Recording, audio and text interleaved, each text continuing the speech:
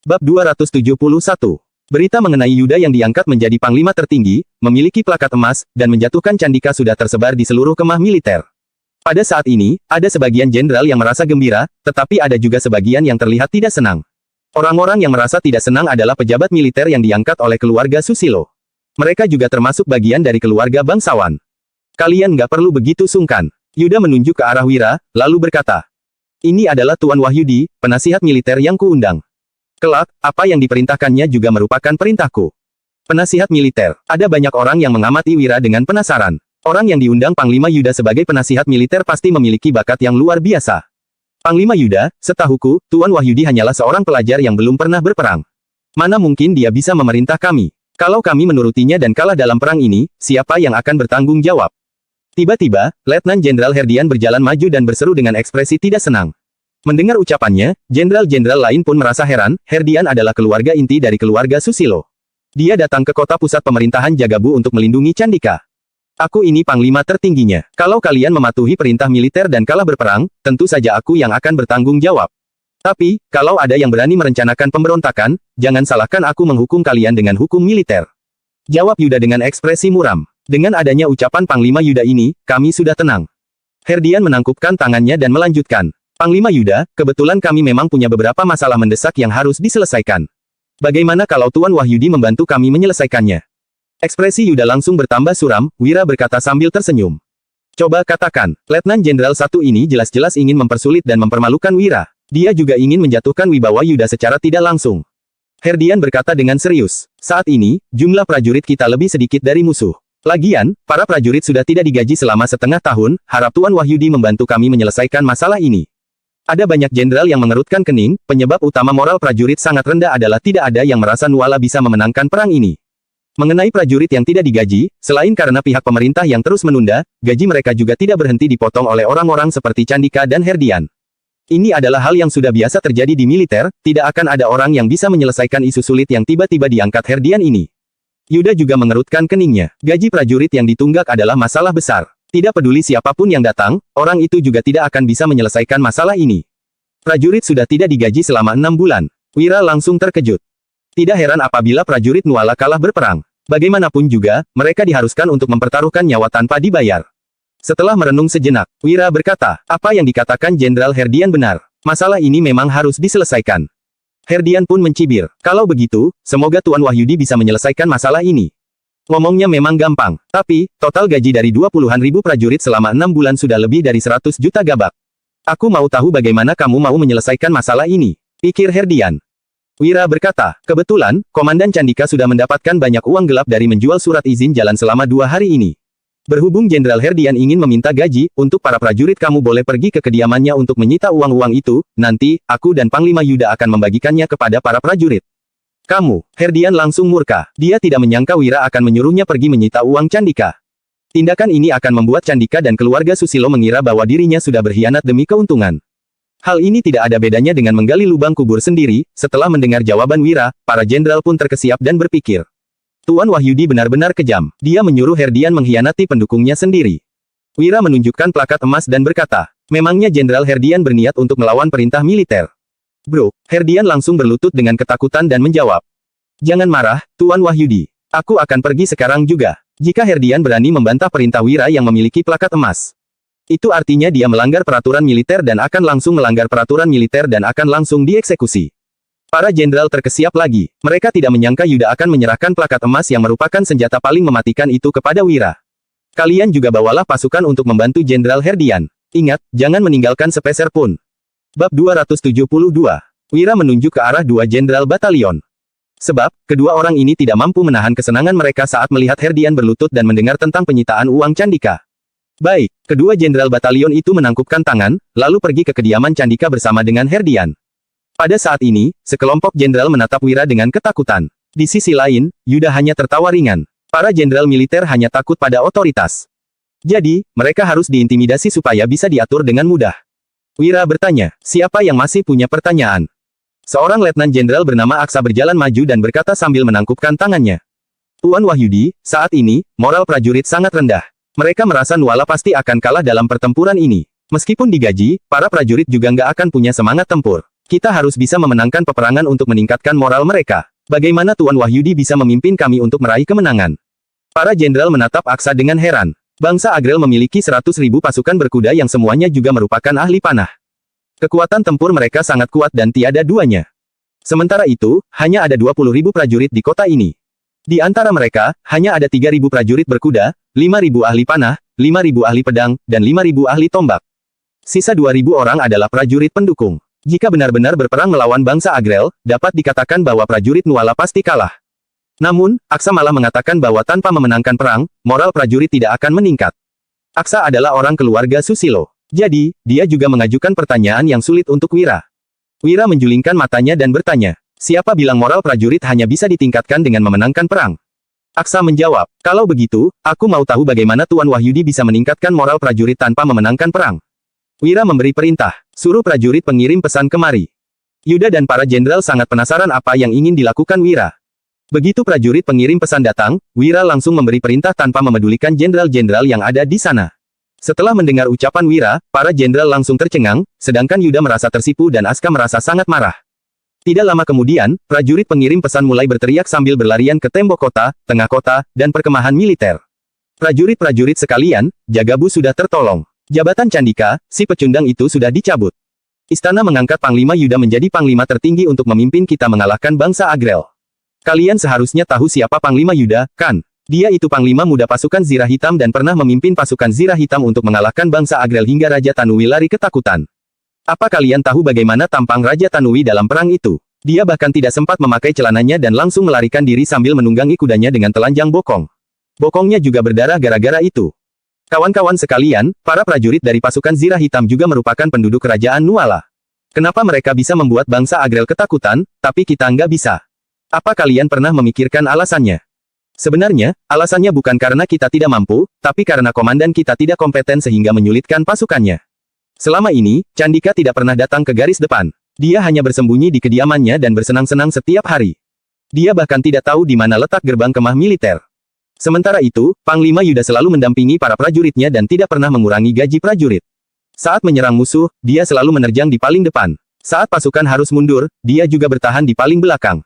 Apabila seekor harimau memimpin sekelompok domba itu bisa menjadi segarang harimau. Tapi, kalau seekor domba memimpin sekelompok harimau itu juga akan berubah seperti domba yang lemah. Ini juga alasan kenapa sebelumnya pasukan Zirah Hitam yang dipimpin oleh Panglima Dirga dan Panglima Yuda berhasil mengalahkan bangsa Agrel. Kita kehilangan perbatasan Loko bukan karena kita tidak mampu, melainkan karena Komandan Candika yang tidak kompeten. Sekarang, Panglima Yuda sudah datang untuk memimpin kita. Jadi, kita sudah terselamatkan. Panglima Yuda dan Tuan Wahyudi akan segera membagikan gaji kita. Mereka ingin kita berubah dari seekor domba menjadi harimau. Kita pasti bisa mengalahkan bangsa Agrel dan meraih prestasi militer untuk membuat leluhur kita bangga. Para penduduk sekalian, kalian sudah tidak perlu kabur. Jagabu sudah terselamatkan. Panglimanya sudah diganti. Ratusan prajurit pengirim pesan tidak berhenti berlarian dan berteriak. Moral prajurit pun perlahan-lahan meningkat. Mata para prajurit yang awalnya terlihat tidak bersemangat menjadi berbinar, wajah mereka juga dipenuhi semangat juang. Melihat situasi ini, Yuda dan para jenderal pun tercengang. Mereka tidak menyangka tindakan seperti ini juga bisa meningkatkan moral prajurit. Di sisi lain, ekspresi Aska menjadi semakin suram. Dia sudah secara tidak langsung merusak reputasi Candika dan perbuatannya ini jauh lebih parah daripada Herdian. Dasar Wira bajingan, begitu mendapatkan kembali jabatanku, aku pasti akan menghabisimu. Candika yang dikurung di rumah sudah benar-benar murka. Sebelumnya, ada yang datang menyita uang-uangnya. Sekarang, dia malah mendengar teriakan yang memakinya di luar. Meskipun semua ini memang kenyataan, tidak ada banyak orang yang berani mendiskusikannya. Namun, sekarang, hal ini sudah menjadi pembicaraan hangat di seluruh kota dan markas militer. Jika tersebar sampai ke ibu kota, dia tidak mungkin bisa mendapatkan kembali jabatannya untuk selamanya. Begitu mendengar kabar ini, penduduk kota akhirnya merasa lega juga. Mereka tidak berhenti berlarian untuk menyebarkannya, juga memaki Candika yang tidak kompeten dan memuji Panglima Yuda dari pasukan Zirah Hitam yang gagah. Perlahan-lahan, semua orang mulai merasa prajurit Nuala memiliki harapan untuk menang. Bahkan ada banyak keluarga besar yang mulai ragu apakah mereka harus meninggalkan kota atau tidak. Mereka tahu bahwa sebagian besar ucapan yang disebarkan prajurit pengirim pesan memang adalah kenyataan. Namun, mereka tidak yakin prajurit Nuala benar-benar bisa mengalahkan bangsa Agrel meskipun dipimpin oleh Yuda. Bagaimanapun juga, pasukan Zirah Hitam sudah bubar. Namun, ucapan prajurit pengirim pesan yang tidak berhenti tersebar seolah-olah sudah mencuci otak mereka. Setelah sering mendengar ucapan-ucapan itu, mereka pun merasa bahwa pasukan Nuala benar-benar bisa memenangkan perang ini. Perubahan yang signifikan ini segera menarik perhatian orang-orang yang berniat jahat di dalam kota. Seekor elang dari sebuah keluarga pun terbang ke markas bangsa Agrel. Bab 273. Di kediaman Gumilar. Haha, Wira benar-benar bernyali dan selalu melakukan hal-hal yang berada di luar dugaan. Setelah mendapat kabar dari kemah militer, Putro pun tertawa terbahak-bahak. Fabrian bertanya dengan heran, "Paman, bukannya Paman Wira hanya menyuruh orang untuk menyampaikan pesan? Apanya yang istimewa?" Putro berdesah pelan. Di dunia ini, sebagian besar orang itu bodoh dan akan percaya pada apa saja yang dikatakan orang lain. Kali ini, pesan yang disampaikan Wira ada yang benar dan ada juga yang palsu. Tapi, nggak peduli benar atau palsu, asalkan diucapkan berulang kali, semua penduduk dan prajurit akan percaya. Begitu percaya, mereka akan punya semangat juang. Dengan begitu, melindungi kota nggak akan jadi masalah lagi. Fabrian bertanya dengan khawatir, "Paman, apa menurutmu Paman Wira bisa membantu Yuda memenangkan perang ini?" Putro tersenyum pelan, lalu menjawab, "Awalnya, aku sedikit khawatir. Tapi setelah melihat tindakannya yang berani ini, aku rasa dia bersedia tinggal karena punya cara untuk memenangkan perang ini." Plop, plop, plop. Kereta kuda keluarga baru sedang berkeliling kota. Farel menatap para prajurit pengirim pesan yang berlarian untuk menyebarkan berita, lalu menyadari perubahan ekspresi rakyat jelata. Dia pun bertepuk tangan dan berkata, "Hebat, hebat sekali. Tuan itu benar-benar sangat hebat." Gadis berpakaian ungu bertanya dengan heran, "Apanya yang hebat?" Farel menjawab dengan cemberut, "Baik sastrawan maupun pejabat militer, mereka semua mementingkan reputasinya. Tapi, tuan ini sama sekali nggak peduli dengan reputasinya dan menyuruh orang untuk menyebarkan berita ini, tak disangka, caranya yang berandal ini sangat berpengaruh. Setelah sering mendengarnya, bahkan aku juga merasa kita pasti bisa memenangkan perang kali ini." Gadis berpakaian ungu bertanya, "Jadi, apa kita bisa memenangkan perang ini?" Farel berdesah. Biarpun Yuda mewarisi taktik perang dan keberanian Panglima Dirga, kemampuan yang dimilikinya masih kalah jauh dari Panglima Dirga. Sekarang, pasukan Zirah Hitam yang tak terkalahkan juga sudah bubar. Dengan hanya mengandalkan prajurit kota untuk menghadapi Raja Tanui yang licik dan membawa pasukan besar, aku rasa kemungkinan memenangkan perang ini sangatlah rendah. Ekspresi gadis berpakaian ungu langsung menjadi suram. "Cantik, jangan sedih dulu. Aku belum selesai bicara." Farel mengedipkan matanya, lalu melanjutkan. "Tapi, situasinya sekarang sudah berubah. Tuan itu sudah memutuskan untuk tinggal di sini." Gadis berpakaian ungu bertanya dengan heran. Dia hanya seorang pelajar yang lemah. Memangnya dia bisa mengubah situasi perang dengan tinggal di sini? Farel menggeleng dan menjawab, "Pemikiranmu itu salah. Menurutmu, apa seseorang yang berani menempel pengumuman untuk mencelakai keluarga bangsawan, menjual pedang di kompetisi puisi, dan menyuruh prajurit pengirim pesan membodohi orang-orang di seluruh kota itu akan menunggu mati dalam diam?"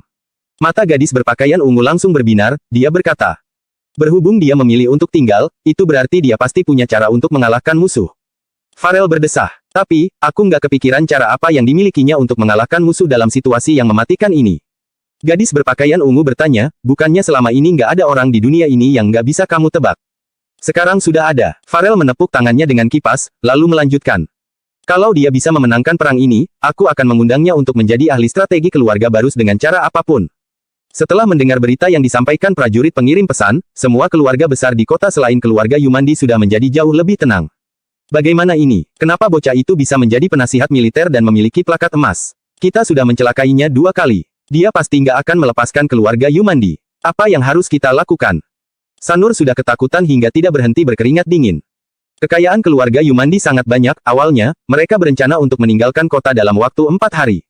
Alhasil, mereka masih belum selesai mengemas. "Paman Sanur, jangan takut." Banyu juga ketakutan, tetapi dia berkata, "Terakhir kali, kita hanya menyebarkan rumor dan nggak meninggalkan petunjuk. Tanpa bukti yang nyata, dia nggak akan bisa menyentuh kita secara hukum."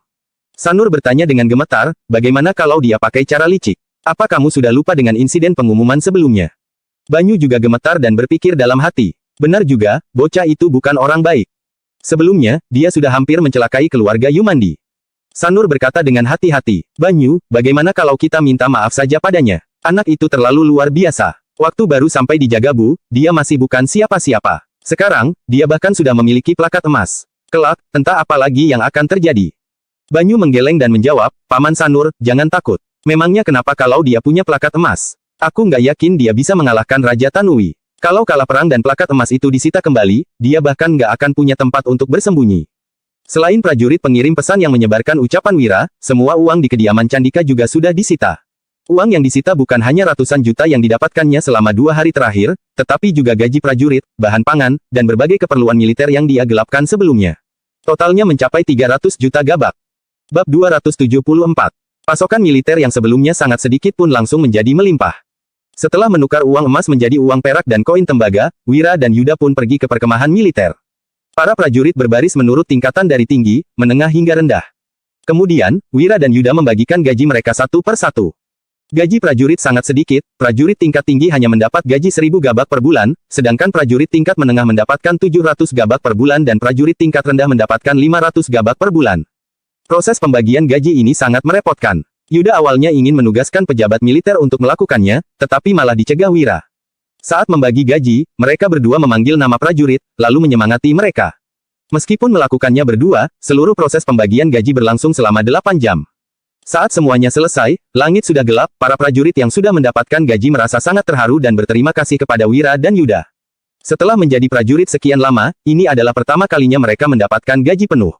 Mereka merasa Wira dan Yuda memang berbeda. Selain tidak memotong gaji mereka, kedua orang itu juga langsung turun tangan untuk membagi gaji mereka.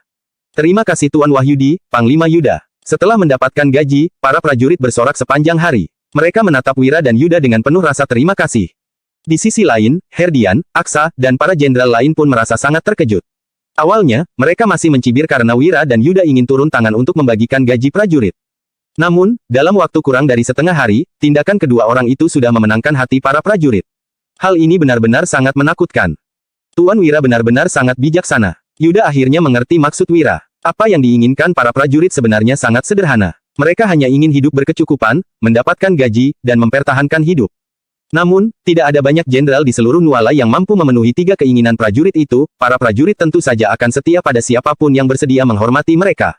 Dalam sekejap, Yuda sudah mengerti kenapa ayahnya dulu mampu menghasilkan pasukan zirah hitam yang tak tertandingi. Nggak usah berterima kasih kepadaku ataupun Panglima Yuda. Ini adalah gaji yang diberikan kerajaan. Wira mengangkat tangannya untuk meredam sorakan para prajurit dan berkata dengan lantang. Kalian seharusnya berterima kasih kepada kerajaan dan berbakti kepada kerajaan dengan mengalahkan bangsa Agrel dan menangkap Raja Tanui hidup-hidup, lalu menelanjangi bokongnya sekali lagi. Hahaha, kalahkan bangsa Agrel, tangkap Raja Tanui hidup-hidup, telanjangi bokong Raja Tanui sekali lagi, berbakti pada kerajaan. Para prajurit tertawa gembira, lalu berteriak dengan sekuat tenaga, seolah-olah mereka memang bisa melakukannya. Herdian, Aksa, dan para jenderal keluarga Susilo pun menatap Wira dengan ketakutan. Wira sangat berhati-hati. Begitu para prajurit berterima kasih kepadanya dan Yuda, dia segera menyuruh para prajurit untuk berterima kasih kepada kerajaan. Dengan begitu, mereka sudah tidak bisa memfitnahnya dengan tuduhan menyimpan niat buruk terhadap kerajaan. Seiring dengan seruan yang tidak berhenti, rasa takut terhadap bangsa Agrel pun berkurang dan moral prajurit menjadi semakin tinggi. Wira dan Yuda memerintahkan para prajurit untuk kembali, lalu mereka masuk ke tenda besar di tengah perkemahan militer. Yuda berkata dengan khawatir, dengan meningkatnya moral prajurit, melindungi kota nggak akan menjadi masalah. Tapi, mengalahkan pasukan besar bangsa Agrel masih merupakan hal yang sangat sulit. Wira bertanya, bagaimana cara pasukan zirah hitam mengalahkan Raja Tanui dulu? Bab 275. Pasukan zirah hitam dibimbing ayahku sendiri, para prajurit sangat terampil dalam seni bela diri, juga dilengkapi baju zirah hitam dan golok hitam, moral prajurit sangat tinggi dan mereka bisa mengendalikan berbagai formasi militer dengan sangat mudah. Jadi, nggak ada orang yang takut pada pasukan berkuda bangsa Agrel. Yuda tersenyum getir dan melanjutkan. Tapi, prajurit di Jagabu memiliki keterampilan yang biasa-biasa saja. Meskipun moral prajurit sudah meningkat, mereka juga hanya bisa melindungi kota. Begitu diharuskan untuk berperang melawan pasukan besar bangsa Agrel, semangat mereka pasti akan langsung padam. Wira bertanya dengan penuh harapan, apa ada kemungkinan untuk mengumpulkan kembali pasukan zirah hitam? Ayah menghabiskan upaya selama 10 tahun untuk menghasilkan pasukan zirah hitam yang terdiri dari 10.000 pasukan. Dalam pertarungan membela seluruh negeri selama 10 tahun, sebagian besar prajurit sudah gugur. Dalam insiden 5 tahun lalu, ada lagi 2.000 prajurit yang dibunuh kerajaan. Yuda meneruskan dengan berlinang air mata. Saat ini, jumlah prajurit yang tersisa hanya tinggal 2.000 orang dan tersebar di berbagai wilayah Nuala. Mereka juga nggak bersedia melayani kerajaan lagi. Yang bisa kukumpulkan hanya beberapa orang yang tinggal di sekitar Jagabu, tapi, aku juga nggak tahu seberapa banyak orang yang akan datang. Wira berkata dengan serius, kumpulkan saja sebanyak yang kamu bisa. Asalkan orang yang memimpin adalah pasukan zirah hitam yang pernah mengalahkan bangsa Agrel, para prajurit berkemampuan biasa pun akan memiliki keberanian untuk berperang. Di perkemahan militer bangsa Agrel di luar kota, lampu-lampu menyala dan para prajurit berlalu lalang untuk melakukan patroli. Ayah, ada surat rahasia dari pasukan elang hitam. Di tenda besar di tengah perkemahan militer. Diandra mengambil surat yang diantar seekor elang dan menyerahkannya kepada Raja Tanui. Pasukan elang hitam adalah organisasi intelijen tertinggi bangsa Agrel. Mereka bertugas untuk mengumpulkan informasi tentang negara-negara musuh dan menyuap anggota-anggota inti negara itu. 5 tahun yang lalu, pasukan elang hitam jugalah yang menyuap Raharja, Letnan Jenderal dari perbatasan Loko. Selama ini, hanya Kaisar Bangsa Agrel yang tahu seberapa banyak jebakan yang sudah ditempatkan pasukan Elang Hitam di seluruh Nuala. Bahkan sebagai salah satu raja yang memimpin pertempuran bangsa Agrel, Raja Tanui juga baru tahu bahwa ada pasukan Elang Hitam yang memasang jebakan di kota provinsi Nuala saat hendak datang untuk berperang. Yuda Utari sebagai panglima tertinggi, Wira Darmadi sebagai penasihat militer. Raja Tanui membuka surat itu dan membaca isinya, lalu menyerahkan surat itu kepada Giandra. Setelah membaca isi surat, Giandra langsung murka dan memaki. Dasar pelajar Nuala sialan, beraninya dia merusak reputasi ayah. Kalau kita sudah melumpuhkan Jagabu, aku pasti akan memenggal kepalanya. Meskipun ayahnya memang kalah dalam pertempuran itu, ayahnya berhasil mundur dengan membawa sebagian besar pasukannya. Namun, isi surat itu malah mengatakan ayahnya melarikan diri dengan ketakutan dan telanjang bokong, bahkan bokongnya juga tergesek hingga berdarah. Nggak boleh. Raja Tanui berkata dengan tenang, pelajar bernama Wira itu adalah orang yang sangat berbakat. Setelah melumpuhkan Jagabu, kita harus menangkapnya untuk dibawa ke kerajaan. Giandra bertanya dengan heran, ayah, orang ini hanya tahu asal bicara. Bakat apa yang dimilikinya? Giandra, kamu harus mengerti tentang sebuah kebenaran. Kebohongan yang diulang terus-menerus juga akan berubah menjadi kenyataan. Raja Tanui melanjutkan dengan ekspresi datar. Saat kita menyerang Jagabu, moral para prajurit dan penduduk sudah sangat rendah. Awalnya, dalam waktu singkat, mental mereka akan runtuh dengan sendirinya tanpa harus melalui perang dulu. Namun, pemuda bernama Wira ini sudah meningkatkan moral penduduk dan prajurit, hanya dengan menyuruh orang untuk tidak berhenti menyebarkan rumor ini. Apa kamu masih belum sadar seberapa tinggi bakat yang dimilikinya? Giandra berkata dengan heran, tapi, aku merasa, alasan moral prajurit meningkat karena Raja Nuala yang nggak kompeten itu mengangkat Yuda sebagai panglima tertinggi. Yuda memiliki bakat memimpin prajurit dan menyusun formasi perang, sedangkan anak ini memiliki bakat dalam memahami hati orang. Raja Tanui tersenyum pelan, lalu melanjutkan, sayangnya, kekuatan Nuala sangat lemah. Nggak peduli seberapa hebat dia mengendalikan hati orang, dia juga nggak bisa mengubah situasi perang ini. Giandra menggeleng dan menjawab, tapi, ayah, kalau mereka begitu terus, moral penduduk dan prajurit akan semakin meningkat. Dengan begitu, serangan kita akan semakin sulit untuk membuahkan hasil. Raja Tanui menjawab sambil tersenyum. Memangnya hanya mereka yang mampu mengerahkan strategi seperti itu? Giandra pun bertanya dengan heran, apa maksud ayah? Raja Tanui mendengus. Aku akan membuat bocah bernama Wira itu tahu apa yang dimaksud dengan menanggung akibat dari perbuatannya sendiri. Ayah, apa rencanamu? Caranya dalam meningkatkan moral prajurit sudah memberiku ide baru dalam berperang. Besok, aku akan membuat moral prajuritnya hancur, lalu memanfaatkan kesempatan itu untuk menyerang Jagabu. Ayah sungguh bijaksana. Hai, memangnya kenapa kalau aku bisa menjatuhkan Jagabu? Yang kukalahkan hanyalah anak muda belaka. Dirga oh Dirga, aku merasa hidup tanpamu benar-benar terasa sangat sepi. Bab 276. Begitu Wira kembali ke rumah, para penduduk Dusun Darmadi dan Dusun Lovita langsung mengelilinginya. Awalnya, Wisnu sudah membawa para penduduk Dusun Lovita untuk bersembunyi di sebuah kuil bobrok di kota. Namun, Sony malah menemukan mereka dan membawa mereka kembali ke rumah Wira. Rumah ini sangat besar dan mampu menampung semua orang. Bahan pangan juga sudah disediakan sehingga mereka tidak kekurangan makanan. Kehidupan mereka di sini malah lebih bagus daripada saat masih tinggal di Dusun Lovita. Kak Wira, apa menjadi penasihat militer sangat bergengsi? Apa semua prajurit mematuhi perintahmu? Kak Wira, apa jabatan penasihat militer lebih tinggi dari jenderal? Tentu saja, penasihat militer itu guru yang memimpin militer. Posisinya tentu saja lebih tinggi. Selamat, Tuan Wira. Tuan Wira, apa Panglima Yuda benar-benar begitu hebat? Kita benar-benar mampu mengalahkan bangsa Agrel. Kak Wira, bagaimana bentuk plakat emas? Boleh tunjukkan kepadaku nggak? Para pemuda dari Dusun Darmadi mengelilingi Wira untuk menanyakan berbagai macam hal, sedangkan 7 bersaudara dari Dusun Lovita membawa para penduduk untuk memberi selamat pada Wira. Tentu saja boleh. Wira mengeluarkan plakat emas, lalu memberikannya kepada Dian yang berada paling dekat dengannya. Dian menerimanya dengan tangan gemetar, seolah-olah plakat emas itu adalah sesuatu yang sangat berharga. Setelah melihatnya, Dian juga menunjukkannya kepada Danu. Danu yang selalu bersikap tenang juga gemetar, plakat emas itu pun dioper dari satu orang ke orang lainnya. Sebelum menerima plakat emas itu, semua orang terlebih dahulu mengelap tangan mereka di pakaian masing-masing karena takut mengotori benda dari raja itu. Tidak lama kemudian, semua orang pun selesai melihat dan menyentuh plakat emas itu. Mereka semua bertambah semangat dan terlihat gembira. Mereka tidak menyangka mereka akan memiliki kesempatan untuk menyentuh plakat emas dari raja. Ini adalah pengalaman yang sangat luar biasa bagi mereka. Mereka bahkan bisa membual tentang hal ini seumur hidup. Ada berapa banyak rakyat jelata yang pernah menyentuh barang berharga dari raja seperti mereka? Mengikuti Wira benar-benar menguntungkan. Melihat semua orang yang bersemangat, Wira mengingatkan mereka dengan serius. Kalian sudah melihat dan menyentuh plakat emas ini, tapi ingat, jangan pernah menyombongkan diri di luar sana. Kalau orang lain tanya, jawab saja kalian nggak pernah lihat. Pokoknya, kalian nggak boleh ngaku. Kalau nggak, kalian bisa dihukum mati. Baik, sekelompok orang langsung mengangguk dengan ketakutan. Saat ini, mereka merasa agak menyesal karena sudah menyentuh plakat emas itu. Namun, ada beberapa orang yang tetap terlihat bersemangat dan merasa hidup mereka sudah cukup berarti meskipun harus dihukum mati. Mengenai perang ini, kita pasti akan menang. Baiklah, kalian sudah boleh pergi tidur. Wira melambaikan tangannya. Lalu sebagian besar orang pun kembali ke kamar masing-masing. Kemudian, Wira menatap Danu dan berkata, kembalilah ke Kabupaten Uswal bersama sekelompok prajurit dan bawa semua pedang Treksa yang ditempa Paman Suryadi selama ini, Paman Hasan juga harus datang. Kami membutuhkannya dalam perang ini. Tanpa mengucapkan sepatah kata pun, Danu langsung keluar dan memimpin sekelompok prajurit untuk kembali ke Kabupaten Uswal. Dian berbisik. Tuan, apa kita benar-benar akan memenangkan perang ini? Wira menjawab sambil merenung. Aku rasa seharusnya bisa, tapi, nggak ada yang tahu perubahan seperti apa yang akan terjadi, bagaimanapun juga, nggak ada yang bisa diprediksi dan nggak semua rencana manusia bisa berjalan lancar. Kalau Tuan punya keyakinan, aku percaya pada Tuan. Dian melanjutkan sambil tersenyum. Tuan, bagaimana kalau kita bertaruh lagi? Bertaruh apa? Wira menggoda. Kamu nggak terima karena sudah kalah dariku sebelumnya.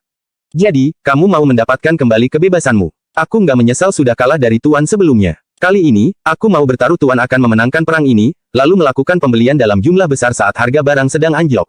Jawab Dian dengan tersipu. Wira bertanya dengan terkejut. Pembelian dalam jumlah besar.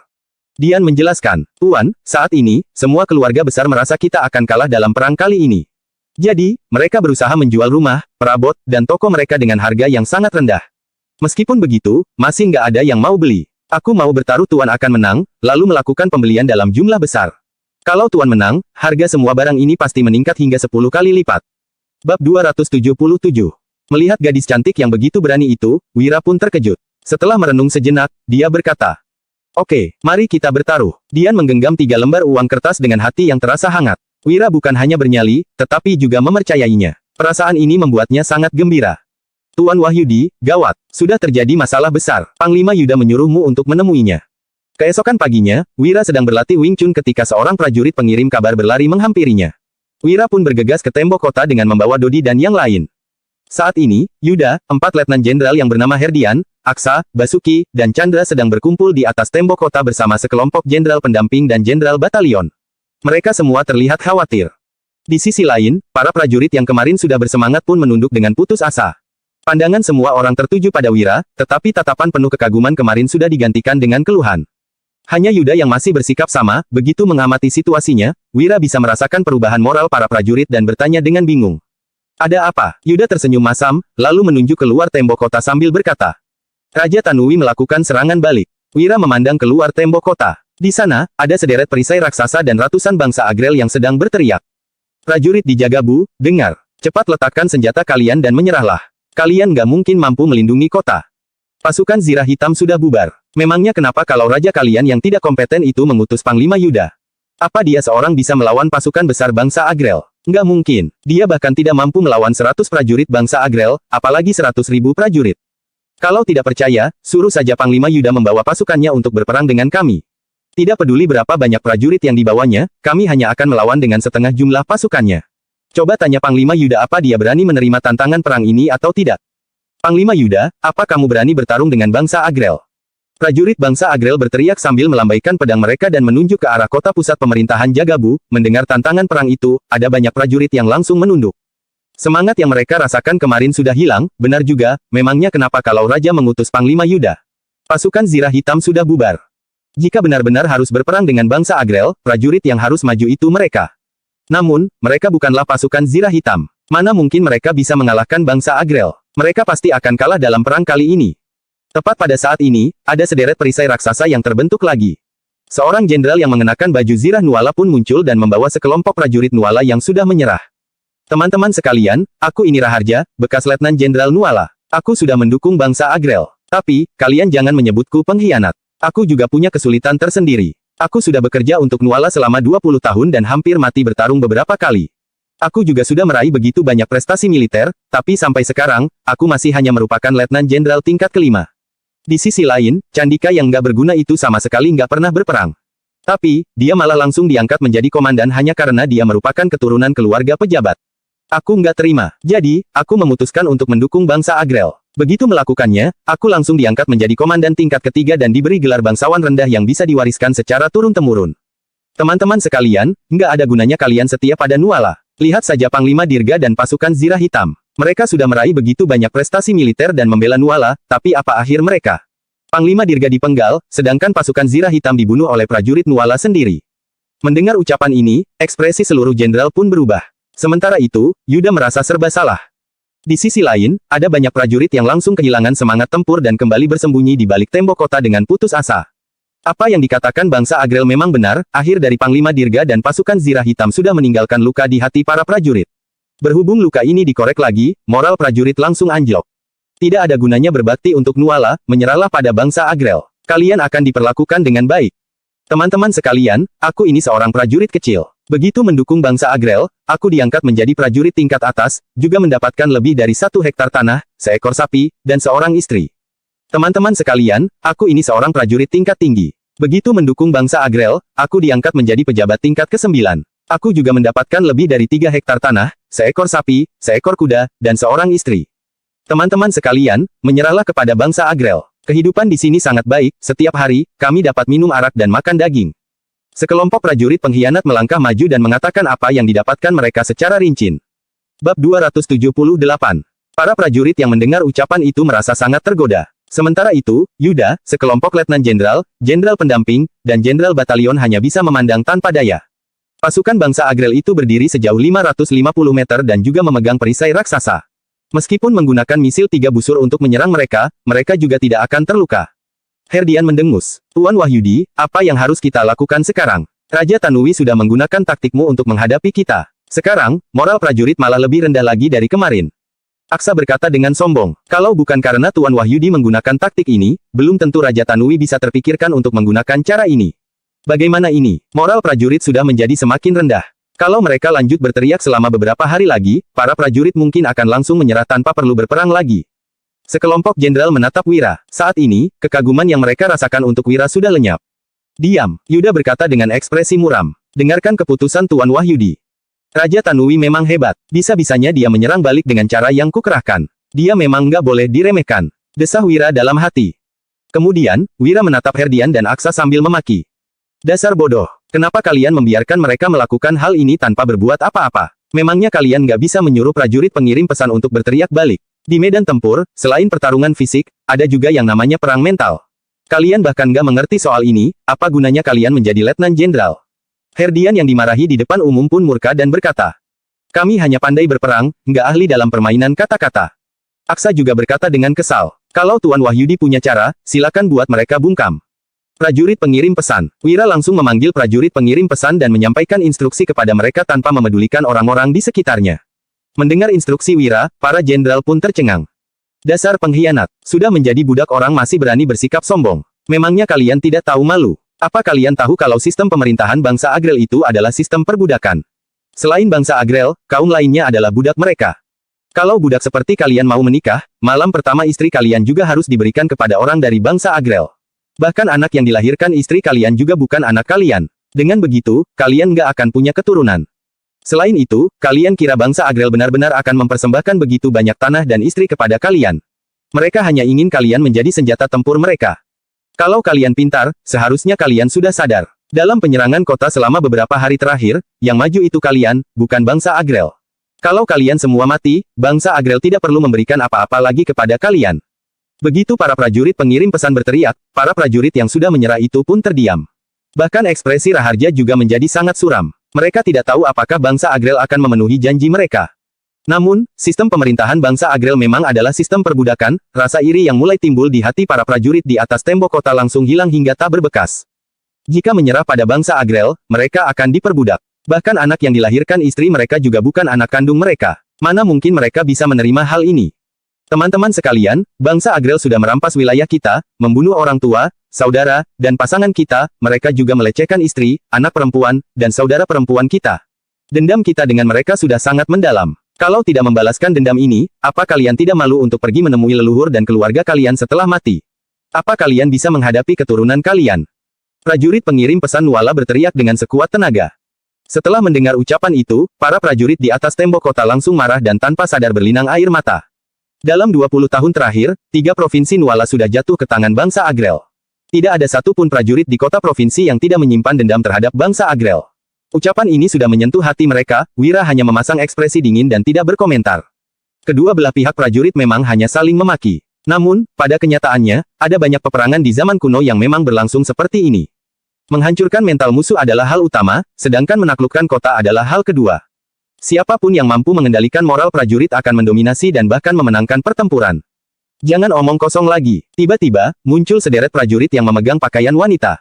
Mereka berkata, "Di mana Panglima Yuda? Raja Tanui ingin tahu seberapa banyak prajurit yang akan kamu bawa. Apa kamu berani berperang dengan kami kalau kami hanya mengerahkan prajurit yang jumlahnya hanya setengah dari pasukan yang kamu bawa? Kalau kamu takut, pakailah pakaian wanita ini. Dengan begitu, Raja Tanui akan mengampuni nyawamu." Para prajurit langsung terkesiap. Menghadiahkan pakaian perempuan kepada Panglima tertinggi merupakan penghinaan yang sangat besar. Apabila Panglima tertinggi tidak menerima tantangan perang ini dan kalah dalam pertempuran, dia pasti merasa malu. Selain itu, para prajurit juga akan kehilangan seluruh semangat tempur. Yuda menatap Wira dengan tenang. Kemudian, Wira pun berkata dengan ekspresi muram. "Beritahu Raja Tanui, Panglima Yuda akan bertarung melawannya setengah bulan lagi. Tidak masalah kalau dia takut dan ingin bersembunyi, suruh dia sendiri yang memakai pakaian wanita itu di tendanya. Kita akan melindungi kota sampai puncak musim dingin." Bab 279. Begitu mendengar ucapan Wira, semua jenderal langsung mematung di tempat bagaikan sudah disambar petir. Bertarung dengan Raja Tanui dalam waktu setengah bulan lagi. Bukannya ini namanya menggali lubang kubur sendiri. Ternyata seorang pelajar memang tidak bisa dibiarkan untuk memerintah pasukan. Dia hanya akan mencelakai negara dan rakyat. Aku nggak setuju. Herdian adalah orang pertama yang maju dan membantah, kita nggak mungkin bisa menang melawan pasukan berkuda bangsa Agrel dalam pertarungan langsung. Bertarung dengannya nggak ada bedanya dengan mencari mati. Aksa juga berkata, "Tuan Wahyudi, kamu nggak tahu seberapa hebat pasukan berkuda bangsa Agrel. Kamu sedang mempertaruhkan nyawa seluruh pasukan." Mereka berdua adalah jenderal yang diangkat keluarga Susilo. Berhubung merasa memiliki argumen yang kuat, mereka pun membantah dengan tegas. Basuki juga bersuara, "Tuan Wahyudi, kamu harus pertimbangkan baik-baik sebelum bertindak. Kalau sudah membuat janji, tapi mengingkari janji, setengah bulan kemudian, moral prajurit akan benar-benar anjlok. Pada saat itu, bangsa Agrel pasti berhasil menyerang kota." Chandra juga membujuk, "Tuan Wahyudi, kita punya keunggulan dalam mempertahankan kota, selain itu, kita juga bisa menyuruh prajurit dari luar kota untuk datang kemari. Kita hanya perlu berusaha mempertahankan kota agar kota ini tidak jatuh ke tangan bangsa Agrel. Jangan serakah dengan ingin meraih kemenangan secara tergesa-gesa." Kedua orang ini adalah jenderal dari keluarga miskin. Mereka sangat mendukung Yuda dan Wira, tetapi mereka juga membantah. Ada banyak jenderal pendamping dan jenderal batalion yang juga ingin membantah. Namun, berhubung pangkat mereka terlalu rendah, mereka pun tidak berani bersuara. Ekspresi Yuda langsung menjadi muram.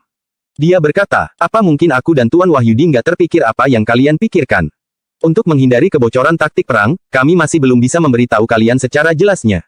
Segera laksanakan perintah Tuan Wahyudi. Lain kali, kalau berani ragu dan menghambat pergerakan militer lagi, kalian akan dihukum menurut hukum militer." Setelah mendengar ucapan Yuda, Wira pun menjadi jauh lebih tenang. Sejujurnya, dia dan Yuda masih belum berdiskusi secara spesifik mengenai taktik perangnya. Berhubung Yuda memberinya dukungan penuh, dia menjadi semakin yakin mereka bisa memenangkan perang ini.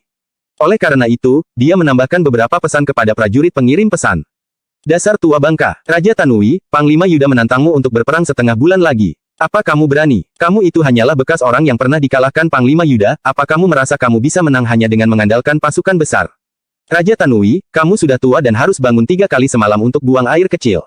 Saat buang air kecil, kamu bahkan membasahi sepatumu sendiri. Apa kamu berani menerima tantangan perang ini? Panglima Yuda pasti bisa memenggal kepalamu. Wahai Raja Tanui yang sudah tua, apa kamu masih selera makan? Raja Tanui, Panglima Yuda menantangmu untuk berperang setengah bulan lagi. Kalau kamu takut, silakan pakai pakaian wanita itu, lalu kembalilah ke padang rumput bangsa Agrel untuk menggembala sapi. Tua bangka, Panglima Yuda menantangmu untuk berperang. Apa kamu berani menerima tantangan ini? Raja Tanui, setengah bulan lagi, kepalamu akan dipenggal. Apa kamu berani menerima tantangan perang?" Prajurit pengirim pesan berteriak dengan sekuat tenaga. Setelah mendengarnya, para prajurit bangsa Agrel pun terdiam. Ini adalah masalah besar. Jadi, mereka tidak berani mengambil keputusan sendiri. Mereka pun berlari kembali ke perkemahan militer untuk meminta petunjuk Raja Tanui. Para prajurit di atas tembok kota memiliki reaksi yang beragam. Ada sebagian kecil yang gemetar ketakutan, tetapi sebagian besar merasa sangat bersemangat. Mereka tidak tahu apakah mereka mampu mengalahkan Raja Tanui setengah bulan lagi, tetapi mereka sudah bertambah kagum pada keberanian Yuda. Di tenda besar yang ada di tengah perkemahan militer bangsa Agrel. Setelah mendengar berita ini, Raja Tanui, Diandra, sekelompok jenderal bangsa Agrel, dan Raharja terdiam sejenak kemudian, mereka pun tertawa terbahak-bahak.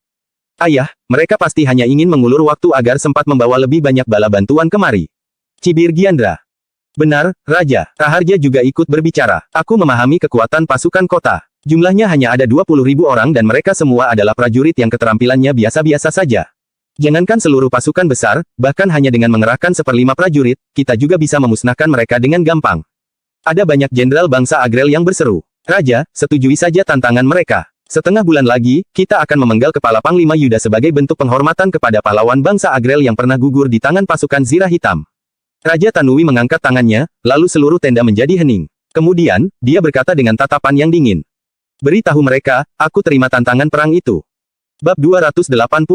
Prajurit pengirim pesan bangsa Agrel pun pergi untuk menyampaikan pesan itu.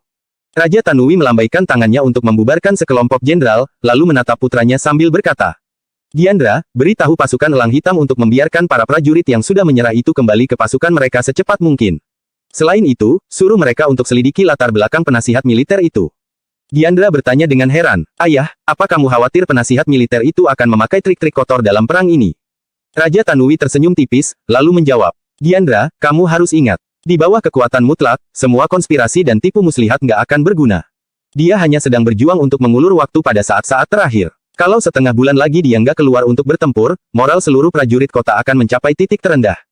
Pada saat itu, kita bisa dengan mudah menaklukkan Jagabu dengan serangan gencar dan ditambah dengan bantuan prajurit yang sudah menyerah itu. Setengah bulan lagi, Panglima Yuda akan memimpin pasukan besar untuk keluar dari kota dan memenggal kepala Raja Tanui. Raja Tanui sudah tua. Sekarang, dia sudah kehilangan nafsu makan dan juga harus bangun 8 kali di tengah malam untuk buang air kecil. Dia bahkan selalu membasahi sepatunya saat buang air kecil. Dia sudah melemah. Dalam perang kali ini, bangsa Agrel pasti kalah. Penggal kepala Raja Tanui untuk membalaskan dendam keluarga kita yang tewas di tangan pasukan berkuda bangsa Agrel. Serang Provinsi Cindera dan Provinsi Gumarang, lalu rebut kembali tanah yang ditinggalkan leluhur untuk kita. Kita pasti akan memenangkan perang kali ini. Semuanya, setengah bulan lagi, bersiaplah untuk merayakannya.